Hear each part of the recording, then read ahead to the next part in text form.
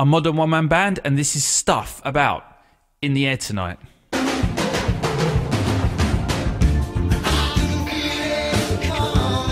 So we're going back to 1981 off of Phil Collins' debut album Face Value.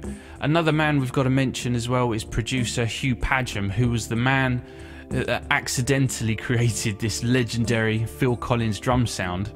The thing about that is, as soon as that song came out, everybody wanted a piece of it, and you can certainly hear its influence over a lot of those classic 80s songs. And he said himself it was like a monkey on his back that he couldn't quite shake off because it was so popular. But I was thinking, before we get into how he created the sound, let's take you back in time for a little bit of recording history. In the 60s, when the old Motown records were being created, technology was obviously very limited and they didn't have much to play with, so whenever a band recorded they had to do it there and then, live, all at the same time. Especially on the drum kit, you'd only have about maybe 2 microphones on it, and they'd try and suck every last little bit of sound out of this thing. And that's why when you listen back to them, you've got this very live, roomy sound, and you can really hear the room that they're playing in. Going into the early 70s, you know, technology had far advanced into the future, and you could now get a microphone on every single drum, you know, very, very particular. And the tone at that time was a very dampened, dry, tight sound, and you couldn't really hear much of the room anymore.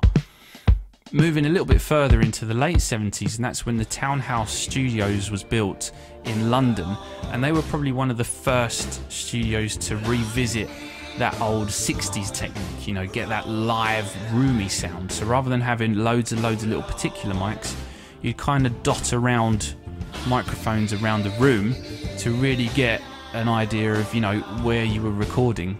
And it was a bit of a rebellion against the early 70s tone.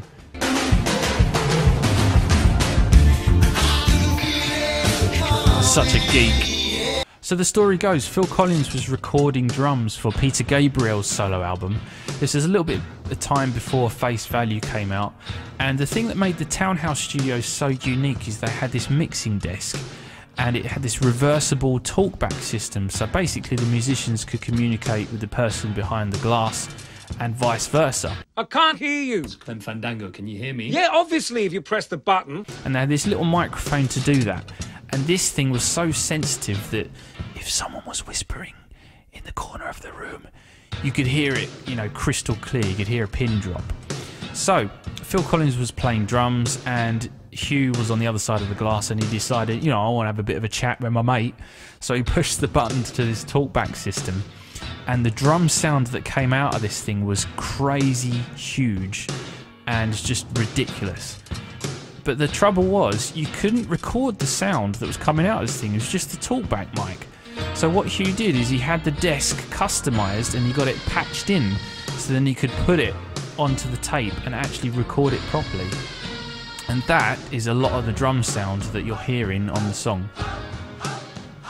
The other thing that probably made it what it is the effects that they put on it, something called a noise gate. Now if you imagine when you hit a drum and the volume skyrockets and it's going to hit its peak and it's got nowhere to go but down from there.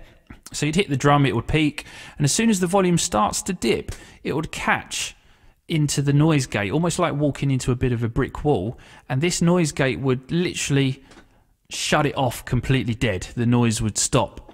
When you listen to the end of the, you know, the famous drum break of In the Air Tonight, you can hear it working, and that's why you get that kind of tone to it. It was very, very popular in the 80s, and, you know, everyone wanted a slice of the cake. So they're like, have you got that Phil Collins drum sound, mate? And he'd be like, you're playing in a jazz lounge band. I'm not sure if it's going to work for your music, mate. Sorry. I can feel it coming in the air tonight. Oh, Lord, Lord, Lord, Lord, Lord. I think that's the thing I love about the track as well, is all those tiny little details. You probably wouldn't notice it until you put a pair of headphones on and you really focus in on it. But you've got these little tiny delays on his voice, and the vocoder stuff as well, and the swirling guitar parts that are just sat there in the background. But it's quite a simple little progression. Is that most of it's only 3 chords. And Phil would do that quite a lot, where he would just sit on the bass note, just leave it there, and then have all this stuff just hang over the top of it. What's that other one?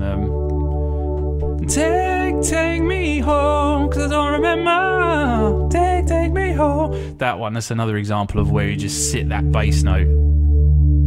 In the past, in the 60s, 70s and 80s, stuff like this was still being worked out, but not intentionally. Little hidden stories and gems like Hugh's story, it was a mistake. It wasn't supposed to happen, but it turned into this crazy, revolutionary recording technique that we know and love today. And I think that's pretty cool. Anyway, I did a live looping cover of this track. Feel free to check it out if you've got a spare few moments. I really enjoyed learning it. I probably pulled a few too many concentration faces than I intended to. But thanks for joining me on the Stuff About series, and I look forward to seeing you on the next one. Thanks very much.